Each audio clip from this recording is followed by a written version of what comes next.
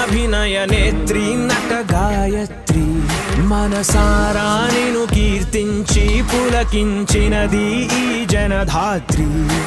నిండుగా ఉందిలే దుర్గ దీవెనం ఉందిలే జన్మకో దైవ కారణం నువ్వుగా వెలిగే ప్రతిభాగుణం ఆ నటరాజుకు స్త్రీ రూపం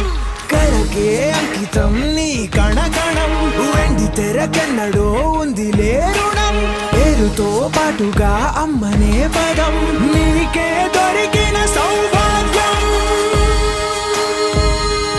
మహానటి